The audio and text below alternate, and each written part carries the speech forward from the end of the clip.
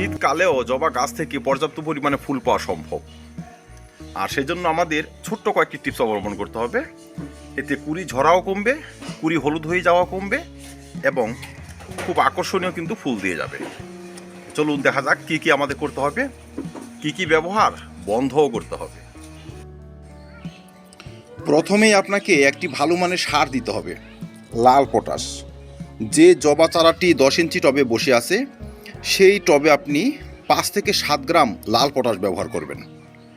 দ্বিতীয়ত হচ্ছে single super phosphate বা এসএসপি ব্যবহার করবেন বা টিএসপি ব্যবহার করবেন।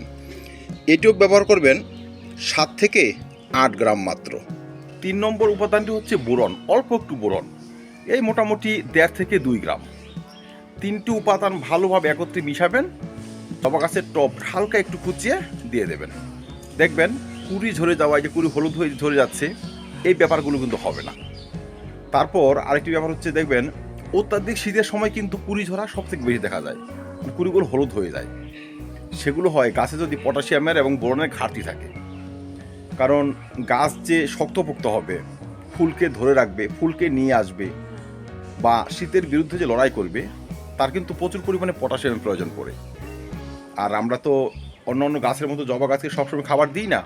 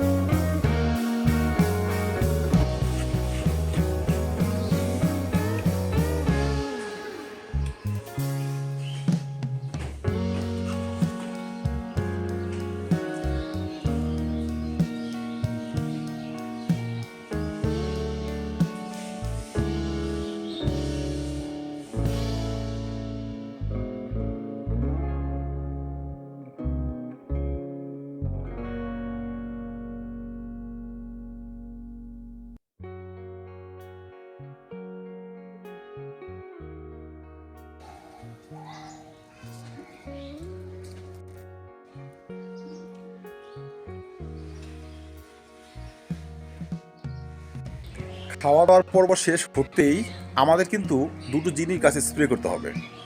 একটি হচ্ছে ভালো কীটনাশক। জবা গাছে কিন্তু মিলিবাগের আক্রমণ হয় সব থেকে বেশি, চোষক পোকার আক্রমণও হয়, আবার আপনার ওই সাদা মাছির আক্রমণও হয়। এরা রস চুষে খেয়ে কুড়িকেও ঝরিয়ে দেয়, পাতাকে নষ্ট করে দেয়, গাছকে অসুস্থ করে তোলে। তাই একটা ভালো মানের কীটনাশক আপনি ইমিডাক্লোরোপিড ব্যবহার করতে পারেন, নিম তেলও ব্যবহার করা যায়। মানে যা আছে হাতের কাছে একটি কীটনাশক স্প্রে করে দিন, একটি ছত্রাকনাশকও স্প্রে করে দিন। কারণ ফুল গাছ তো রোদ ভালোবাসে। আর যখনই আপনার ডিসেম্বর মাস চলে আসবে, জানুয়ারি মাস চলে আসবে, তখন রোদের তাপ একটু কম থাকে। স্বাভাবিকভাবে সানলাইট কম হলে ফুলের কালারও ভালো হয় না, ফুল ঝরে যায়। আর ওই সমস্ত সময় কিন্তু আবার ছত্রাকের আক্রমণ বেশি হয়। তাই কীটনাশক ছত্রাকনাশক একত্রে গুলে অন্তত পক্ষে 2 বার স্প্রে করে দিন। দেখবেন কুড়িগুলো ঝরবে না, কুড়িগুলো সবল থাকবে, সুস্থ থাকবে। শীতের সময় গাছ অল্প পরিমাণে জল শোষণ করে, তাই মাটি শুকিয়ে যাবে, তারপরে জল ব্যবহার করব।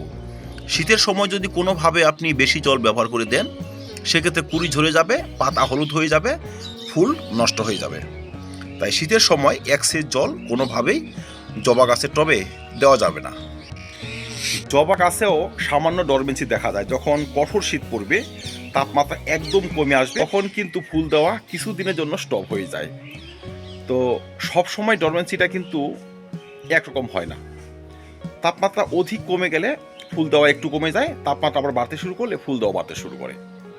তাই ধরুন আপনি ডিসেম্বরের ফার্স্টে যদি একবার খাবার দিয়ে দেন এই ধরনের খাবার, তবে এই সময় যে কুড়িগুলো এসেছে তারা সুস্থ সতেজভাবে ফুটবে, এবং জানুয়ারির ফার্স্ট বা ডিসেম্বরের লাস্ট দিকে যদি কিছুদিনের জন্য স্টপ থাকেও, জানুয়ারির লাস্ট দিকে বা ফেব্রুয়ারি থেকে কিন্তু আবার পুরো মাত্রায় ফুল আসতে শুরু করবে, কুড়ি আসতে শুরু করবে। তাই ডরমেন্সিকে ভয় পেলে লাভ নেই। যখন গাছে কুড়ি আসছে, এখনও আছে, মানে এখনও গাছ ডরমেন্সিতে যায়নি, সেই পদ্ধতিটা মেনেই আমাদের খাবার দিতে হবে, সেইভাবে আমাদের গাছের যত্ন করতে হবে। আর এখন থেকে গাছ থাকবে ডাইরেক্ট সানলাইটে, কোনোভাবেই সাইডের নিচে রাখবেন না বা রোদ থাকে না এমন স্থানে রাখবেন না, এতে গাছ নষ্ট হয়ে যাবে, ফুলের পরিমাণ কমে যাবে। তো ধন্যবাদ দর্শক, জবা চাষ নিয়ে অধিক কিছু বলার নেই, এইটুকুই করুন, দেখবেন জবা ফুল তুলে শেষ করতে পারবেন না। ধন্যবাদ, সুস্থ থাকবেন, ভালো থাকবেন, আমার চ্যানেলটি অবশ্যই সাবস্ক্রাইব করে নেবেন।